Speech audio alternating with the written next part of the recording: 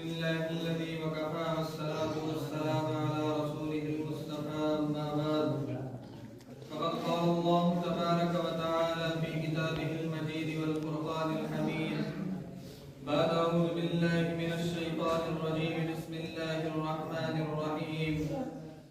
ومن يبتغي غير الإسلام دينا فلن يقبل منه وهو في الآخرة من الخاسرين صدق الله مولانا العظيم. محترم بزرگوں اور دوستوں، میرے غیور نوجوان ساتھیوں، اللہ رب العزت نے ہمیں جن نعمتوں سے نوازا ہے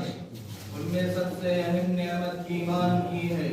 لیکن اس ایمان کی قدر ہمارے دلوں کے اندر نہیں ہے۔ وجہ اس کی یہ ہے کہ ہمیں ایمان کی دولت گھر بیٹھے مل گئی ہے، مسلمان گھرانے میں ہم پیدا ہو گئے، ہمیں مسلمان کہا جانے لگا۔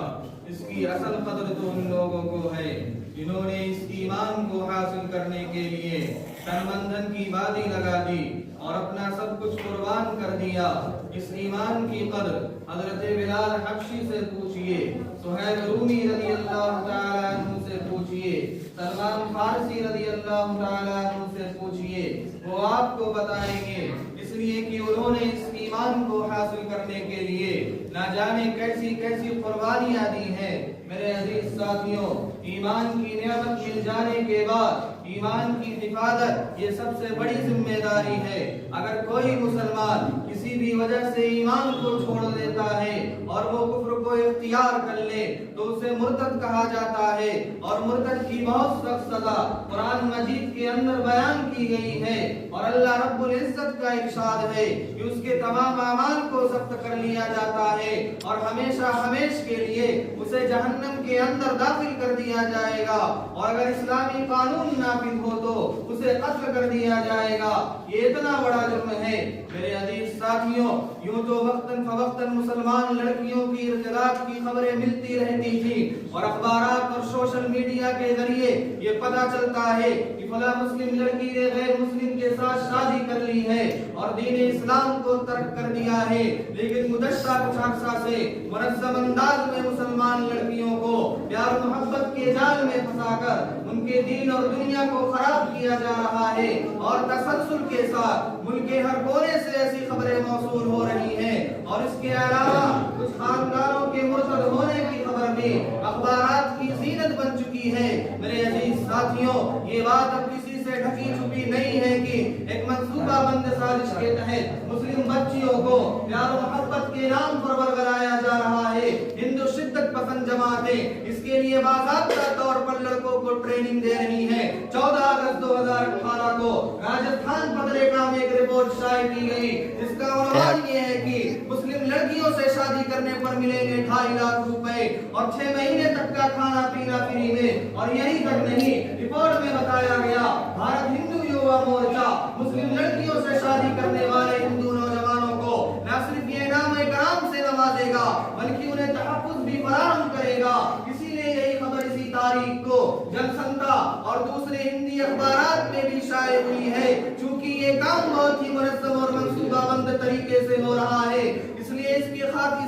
کے خاطر خواہ نتائج بھی سامنے آ رہے ہیں۔ حالیہ چند دنوں میں کئی ایسے واقعات پیش آئے ہیں جن میں کالج اور یونیورسٹی میں پڑھنے والی مسلم بچیوں کو پیار و محبت کے جال میں پھنسا کر باضابطہ طور پر مرتد بنایا گیا ہے۔ میرے عزیز ساتھیوں، یہ مسئلہ انتہائی سنگین ہے، ہر روز ارتداد کے نئے معاملے سامنے آ رہے ہیں، اور سوشل میڈیا مسلم لڑکیوں کی ارتداد کی کہانیوں سے بھرا پڑا ہوا ہے۔ ایسی ایسی تصویریں موصول ہوتی ہیں کہ اپنے بہنوں کی زندگی کو تباہ و برباد ہوتا دیکھ کر دل خون کے آنسو رونے پر مجبور ہو جاتا ہے۔ میرے عزیز ساتھیوں، الغرض مسلم لڑکیوں کی اس بےراروی کے حقیقی مجرم ان کے والدین ہیں، ان کے پیرنٹس ہیں، کیونکہ ماں باپ نے نہ تو اپنے گھر کا ماحول دینی رکھا اور نہ ہی اولاد کو دینی اقدار سکھلائے، اور نہ مومن اور کافر کا حقیقی فرق بتلایا۔ ان کی ساری توجہ تو اس امر پر مرکوز رہی کہ میری بیٹی اعلیٰ تعلیم حاصل کر لے، اسے اچھی نوکری مل جائے، لیکن اس طرف قطعاً توجہ نہ دی کہ ان حالات میں میری بیٹی مسلمان بھی رہے گی کہ نہیں۔ انہیں یہ فکر تو صبح شام ستاتی رہی کہ میری بیٹی ڈاکٹر بن جائے، انجینئر بن جائے، لیکن مومن اور مسلمان بھی بنے نے شاید اس کے بارے میں کبھی سوچا بھی نہ ہو. ان کی کوشش یہ ضرور نہیں ہوگی کہ میری بچی انگریزی زبان بولنے لگے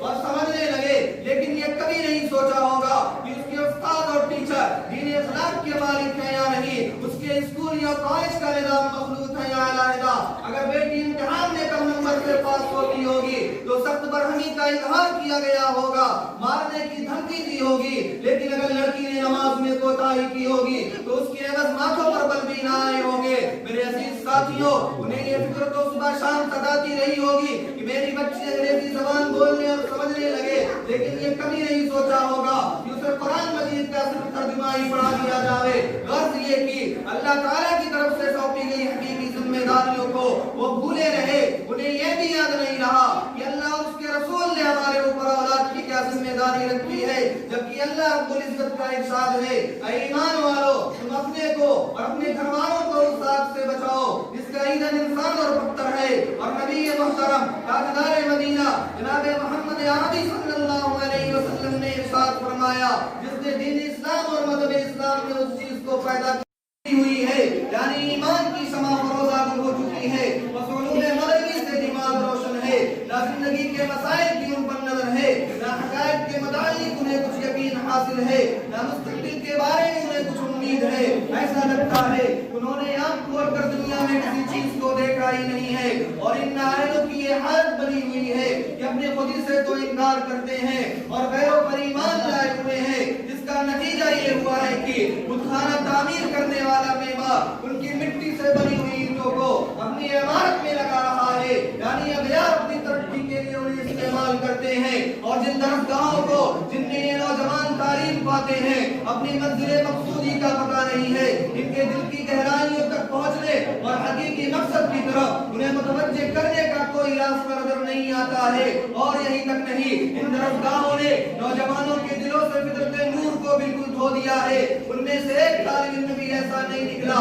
جسے گلشن اسلام کا گلرانہ کہا جا سکے. مجھے پہلے اپنے وجود کے محسوسات کو آگ میں دبانا چاہیے، اس کے بعد تو یہ نہیں سمجھ سکے گا کہ تیری چاندی یعنی اسلامی تہذیب اور مغربی تہذیب میں کیا فرق ہے. میرے عزیز ساتھیوں، ارتداد کی اس تیز اندامی کو روکنے اور اس سیلاب بلا خیز پر بند لگانے کے لیے معاشرے کی 3 طبقات پر 3 بڑی ذمہ داریاں عائد ہوتی ہیں. سب سے پہلے والدین کی ذمہ داری ہے کہ اپنے اولاد کی نقل و حرکت پر غیر محسوس طریقے سے نظر رکھے، بچپن سے انہیں اسلامی تعلیمات اور نبوی اخلاق کا پابند بنائے، مغربی کلچر اور بے حیا تہذیب سے کو دور رہنے کی تلقین کرے. بلوغ کے بعد نکاح ہجرت سے کام لیا جائے، پڑھائی کے عذر کو عربی اسلام میں حائل نہ ہونے دے. اور جب تک والدین اس حقیقت کا ادراک نہیں کریں گے، جب تک والدین اس حقیقت کا ادراک نہیں کریں گے، اولاد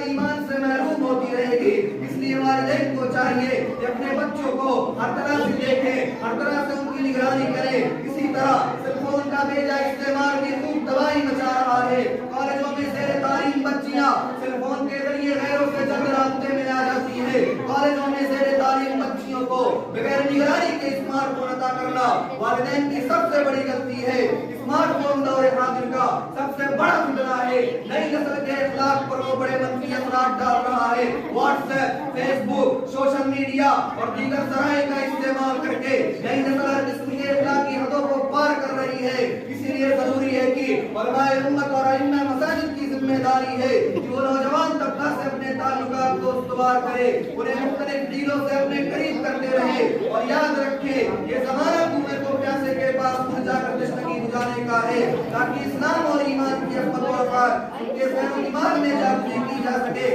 نسل نو کو پوری سنجیدگی کے ساتھ اس بات سے آگاہ کریں کہ اسلام اور ایمان ایک مسلمان کا سب سے بڑا سرمایہ اور دولت کی رمایا ہے. انہیں مکی دور میں صحابہ کرام کے مجاہدات سے روشناس کرائیں اور بتائیں کہ ادنا سادنا مسلمان اپنی جان، اپنی مال اور حیات سے گزر جانا کو گوارا کرے گا، لیکن کسی سمجھوتے پر تیار نہیں ہوگا. اس لیے کہ نبی محترم تاجدار مدینہ جناب محمد عربی صلی اللہ علیہ وسلم نے حضرت معاذ رضی اللہ تعالیٰ عنہ کے واسطے سے پوری امت کو یہ وصیت فرمائی تھی، اسی حال میں شرک نہ کرنا، خاتون بند کر دیے جاؤ یا جلا دیے جاؤ۔ شاعر کہتا ہے اور جا بجا کہتا ہے، پہلے چاہت پھر نگاہوں سے اتاری جاؤ گی، پہلے چاہت پھر نگاہوں سے اتاری جاؤ گی، آبرو بھی جائے گی اور تم بھی ماری جاؤ گی۔ یہ تو ایک سازش ہے ورنہ تم نہیں ان کو قبول، یہ تو ایک سازش ہے ورنہ تم نہیں ان کو قبول، کل وہی نفرت کریں گے آج پیاری جاؤ گی۔ میرے عزیز ساتھیوں، لیکن آج ہمارا معاشرہ اور ہمارے گھروں کا یہ حال ہے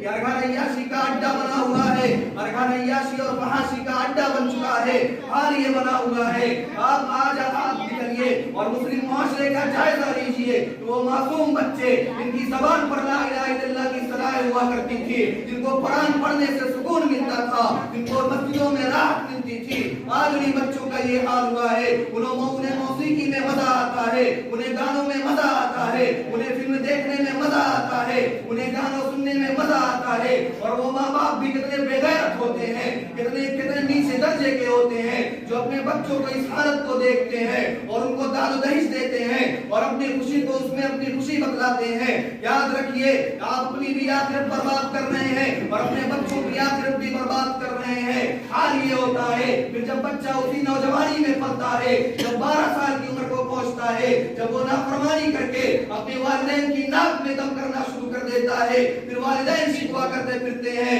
بچہ میری نافرمانی کرتا ہے۔ میں ان والدین سے پوچھنا چاہتا ہوں، جو بچہ اپنے رب کی نافرمانی کرتا ہو، وہ اپنے باپ کی فرمانبرداری کیسے کر سکتا ہے؟ اسی لیے میں آپ سے گزارش کرتا ہوں، اسی لیے اپنے گھر کا ماحول درست کریے اور گھر میں سیرت نبوی کا مطالعہ کریے، اس کو بتائیے۔ حضرت عائشہ صدیقہ رضی اللہ تعالیٰ عنہا طاہرہ مطہرہ کی سیرت کو بتایا جائے، اور اس لیے کہ اور شاید خواجہ محمد اسلام نے اس کا ایک خوب کہا ہے، طبلے کی تھاپ پر اور گھنگور کی جھنکار پر اور گانوں کی آواز پر جھومنے والی